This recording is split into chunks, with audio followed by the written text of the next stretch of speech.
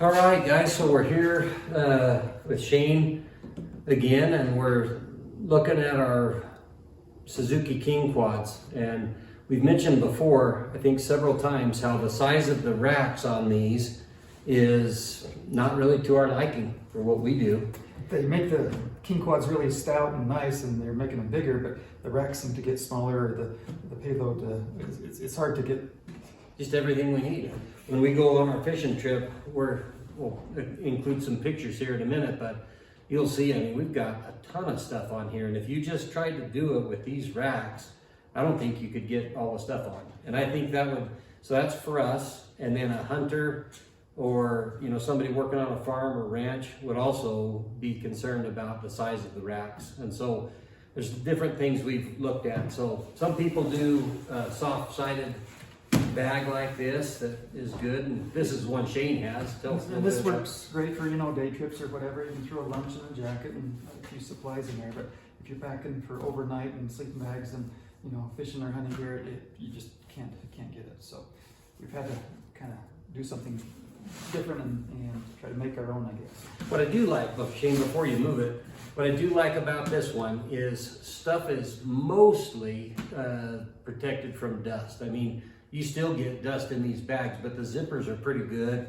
And when you close it down and batten all the hatches, it works pretty good for keeping stuff. And you don't have to keep bungeeing things on and off of the bike or the machine. So I do like that aspect of these. And with these two pockets here, you can't tell from the angle we're looking at right now, but there's kind of a little notch here. So if you had a small kid or somebody with you, they can use this as a backrest and kind of a pseudo seat.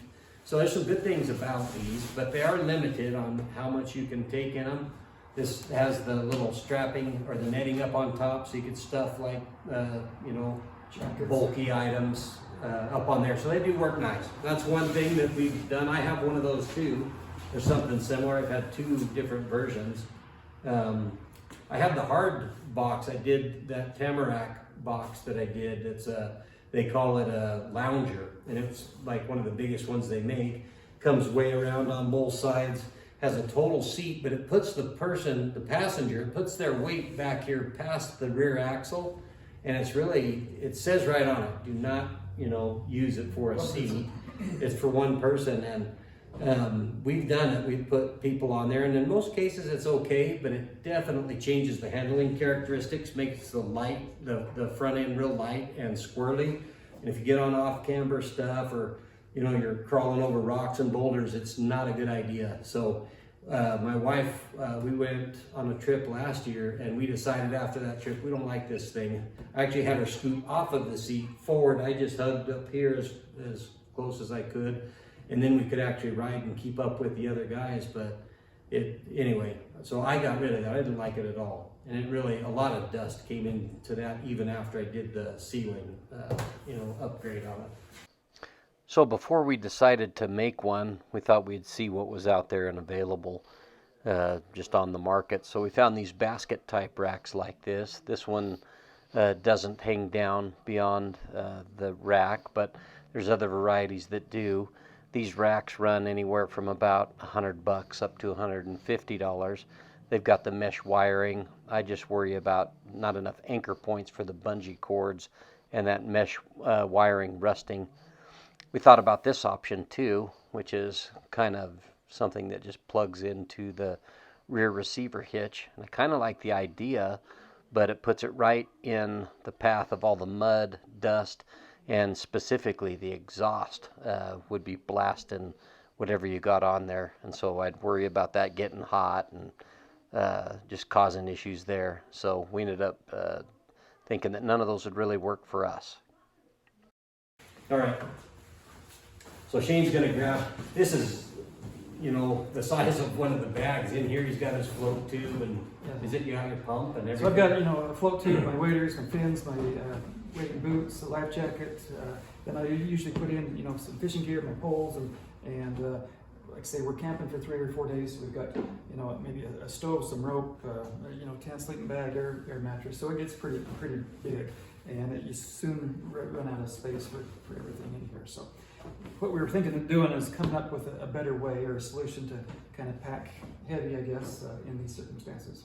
And we're both cheap. So we looked around the house. He looked in his shop, and I was looking at my garage just to see what we had. So let's see. I'll get mine. We'll take a look at mine.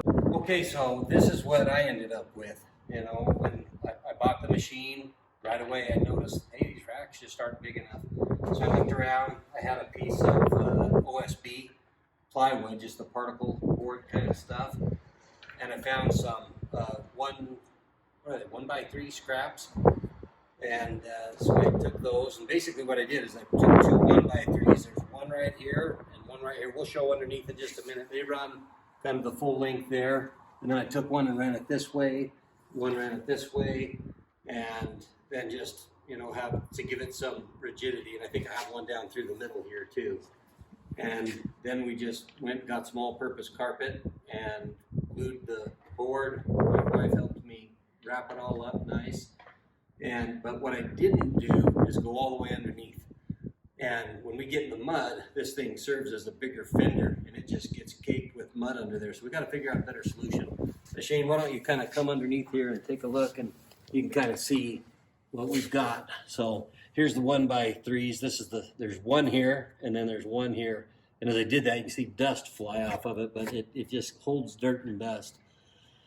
But anyway, and then what I did to mount it, I just used some of these electrical, I think it's a conduit holder or something. I don't remember what it's called. I'll show it in just a minute. But I just drilled a hole all the way through and then put some nuts on it with, what do they call them? Those, a little synthetic piece in it so it won't back off. Teflon Teflon nut. Teflon insert in the nut, and it just holds it in there good. And I've had this on here. This year will be the 3rd year it's been on, and it's just been kind of cheap.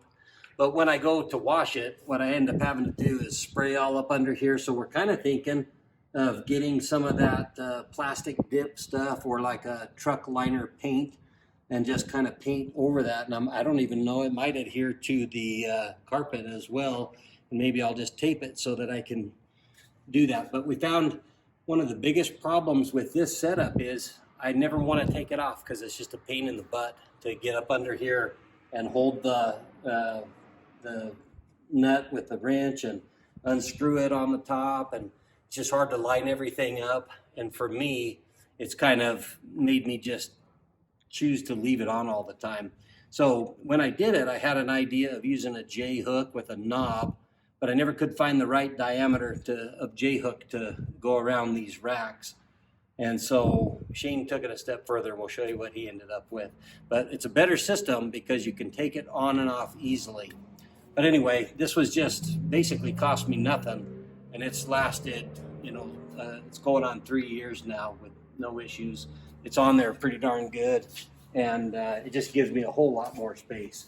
I found these little buckles at, I think Home Depot or Lowe's, and they were just a few bucks a piece or whatever, so pretty cheap. But I can run the bungees on them and go all the way through with this particular one. Let me grab one out here, but I'll show you what I mean. And sometimes with a bungee, it's never just the right size, so you got to hook it in one place, go up over the load, and then this can pass through, with this type of bungee. And so this is what I like, and it's worked well. Some other bungees won't do that. So And you can just bring it over to might the have corner. find something that works. What's that? Then you can just bring it over to another latch. Yeah. And so, I go all over with them, cross them up, and it really binds the loads good. So we'll take a look at Shane's and see what he came up with. But that's mine. So I liked Aaron's idea, but was trying to come up with an idea that would help take the racks on and off a little bit easier. And so mine's a little bit different. I put this edging on my rack.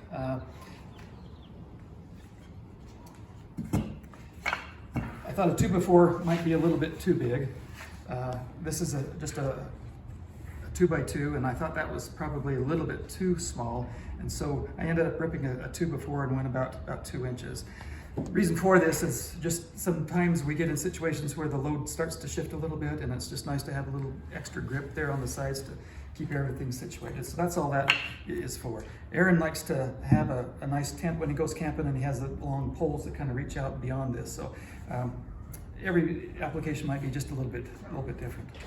I say that because I just didn't want to admit that I didn't think of having a nice border, but honestly, there's pros and cons to both. But if I do another one, which I will, I think I'm probably going to do what Shane did and go ahead and put it on there. So these are just a couple samples of carpet. Some of them's got backing that's a little more rigid and nicer and thicker. I ended up going with this cheaper, flimsier stuff just because it would wrap around this edge quite nicely. So that's what we did, and we just used some spray adhesive to adhere it to the Roll that around where we can see it, Shane. It's a 3M product, looks 3M like. product. I think they make an industrial one, a couple extra bucks, but I've used this for several projects and it seems to work nice. And then I just use a staple gun to kind of get in the corners and tack everything down and make it nice and tight. So Aaron and I were talking about how to attach this and still have it easily accessible, and we could pull it off. What we did is we found, if you want to zoom in on this, Aaron, we found these little knobs. They're called a 5-star knob. I've seen them where they're just 2 ends or a triangle for 3. These happen to be 5. They've got this little brass or metal insert in them, and I think some ones that I saw online seemed like they were just plastic, but I would probably recommend getting this. Yeah, that one with the brass in it. Exactly. They come in a couple different sizes. The ones I saw were 1/4 inch, and these are 5/16. So that's what I purchased. Got those on Amazon. Didn't find anything in town at the hardware stores. We walked up and down the aisles and couldn't find anything that thought that it would work. So that's going to be the knob, and then we just got a J hook from the hardware store. The ones that we saw came in like 3-inch size, and then this one was about 6 inches. I didn't know exactly how thick I needed, but I went with the larger ones just to be safe. So this will hook onto your metal rack. And this is the one, this is Forrest's, my son. This is his quad he just bought, but Shane's is exactly the same. And the newer ones that have these plastic racks on, Shane's is just like this, so it should mount up fine if you have that set up. The diameter of the back rack is going to be a little bit thicker, wider than the ones on the front. Stock from the hardware store, these fit on the front fine, but would not grab the back ones. So I had put a pair of vice grips on the nose of this, and while I had a long handle, I just pulled on it and opened it up a little bit. I didn't want this metal to be scratching the paint and more on the paint. Plastic, and also the bars. So I just went down and got some heat shrink and fed that on like a worm on a fish hook, and then put the heat to it, and so it should be nice and solid. No more fishing references, Shane. Yeah. I'm ready to go. The problem with this particular rack compared to Aaron's, which is completely wide open and metal, this one does have the plastic on it. So I didn't want to pull out 8 bolts and try to lose them and pull this plastic off every time. So we're kind of limited on the actual metal that's available to hook onto. And each side is similar. You got a section here in the back, on the side, and in the front. So originally I was going to grab the side, but I felt better stability would be obtained by if we grab this one here in the back. So anyway, I just kind of lined it up. I wanted to make sure that we cleared the seat, so if this was on there, we could still get to the battery, the relays, tools, whatever. So it could slide up, and you could cut a hole out if you needed to. But I just kind of came back here and just kind of eyeball it. Yeah, we definitely want to be able to get under that seat just in case. So I did the same thing, and we've got it measured out to where it just clears. You can get your hand in there. So Shane's gonna put it on, show how quick we can do this. So you're under the gun, you gotta see how you do. There you go, right there. That one's done. And then you can just come over and do the second one. And you got it kind of out toward the edge, which makes it nice, so you can hold it and get that started easy enough. You did use a washer. I think if I do it, I might use a bigger fender washer, maybe. So I don't know. those washers came bees, that's what was available and that's what I had. So Just as went you can with see, it. it's kind of loose, but I want it that way because it slides just enough, and you just want to make sure that it. And here he's got a little more tricky. So you come on the inbound side of that one. I just need to find the hole. There it is. Okay. Get that one started through the hole, turn it that way, and up. Yeah, I'm definitely moving to this system. The one thing that as you look at it, you think, well, I don't know if I like that, is that this is in your cargo area. You know, so if you have something solid like a cooler or whatever, they might be in the way. Most of the time what we're using is big bags, bulky things, or float tubes, things that just take up room, and they'll still go right across those with no problem. And that being said, this ridge, you know, right here doesn't really cause any problem with that either, because the bag can come up and go right around that, no problem. So he just tightens them up, and honestly, I think it goes on as tighter than what I've got. I think when I started looking, I was gonna do it because I had that Tamarack box, and it was a real pain with the U-bolts and everything. So I was trying to convert over to these J-hooks and these kind of, star knob or whatever you call it. And I never did finish that, so anyway. So like Aaron was saying, most of this big stuff that we carry are big bulky bags or backpacks, something. If you're looking to pack a cooler or a crate or a gas can that's flat, this might not be ideal. But one thing I was thinking about is if you had like a kind of like almost like a picture frame type of jig that you could lay down in between these sections if you wanted. That way it would lift it up and everything would be flush. Or you should get another piece of plywood and cut holes out for these knobs and set it in, and that would be fine too. The other thing I was thinking about doing is coming in and just drilling a hole over here on the sides to grab that that bar, and just as a different setup, if I needed to, you know, have this section flat, then I could use it. I can move the bolt over here, or maybe just go with 3 because it is. Yeah, it's on there good. Plenty strong. I mean, I was impressed with that. It's definitely not going anywhere. The other idea that we had is if you are carrying a gas can or something flat, you know, we could come in and put in another divider here that would keep that From sliding around gas on can the from sliding rack, around. yeah. Put another D-ring over here, and you could loop around and grab it. So anyway, a couple ideas. You know, you can certainly retrofit it to your needs and change it up however, you know, what your application would be. One thing on a long trip is fuel, you know, because these are the 750 singles. They do pretty good, but you're looking probably about 80 miles or so before you start having an issue. So what I've done before is I've just put that 5-gallon or 6-gallon tank, whatever it is, up on the back, but as it gets light and, you know, it just wants to start, it's hard to keep it secured, even with all those D-rings. So we were kind of thinking that maybe the best way to take some extra fuel would be with one of these roto packs. So this one is 2 gallons, and it's 17 3/4 inch by 13 1/4 inch by 3 inches high, which means it'll fit right between those knobs on the rack that Shane's got. So you could either just sandwich it in underneath the load that you're strapping down on top of it, or use the Rotopack mounts. They also make a 1 gallon, 1.75 gallon, and a 3 gallon that would all fit between those in that same area there.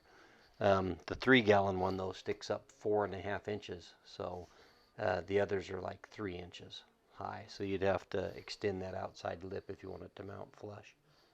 So this was just a cheap and easy version. The wood literally came from scrap that I had in the garage, extra 2x4 and an extra sheet of, I went with 3/4 inch OSB. The other thing I did is I knew that it was a little bit porous, so I just took some extra paint that I had, some outdoor paint, and I painted the whole That OSB board, yeah. I forgot to mention I did put a finish on mine. I can't remember what it was, but some sort of like a sealer or something is what I just threw on mine. And again, this is going to be wood, and so yeah, it might rot, it might pick up some moisture, but you know, it's easy enough to take on and off. And so, you know, if you're not needing that, leave it at the house, or leave it in the truck, and only use it when you need it, and it should last for quite a while. Yeah. So Not perfect, but a good solution to a problem of the small rack. All right, any other final thoughts, Shane, on No, what I we've think done it so turned out far? good for what it's for. If you don't like it, you can always just, you're packing firewood and burn it up and come home. Yeah, no doubt. So anyway, that's kind of what we did. So we just pulled the bolts and it can just come off real slick. Originally, I thought wrap that carpet around the back side here, so maybe 3 or 4 inches around. As soon as I got done with that, and the first time that I put it on my quad, I could hear the wood rubbing against the plastic, and I had some extra pieces laying there on the ground, so I thought, well, why don't we just fill that in? So it kind of looks like a Frankenstein deal, but I just spliced in a couple of pieces here in the center and covered it all, and so now it's soft and I don't have to worry about it scratching anything, and it should be ready to go. Well, we thought we'd give you a few final pictures just to see the finished product. Here's a couple different views, and then underneath you can see how the hooks on the one side and then on the other side, and then one final look looking from the seat back toward the rack. Anyway, thanks for watching. Like and subscribe.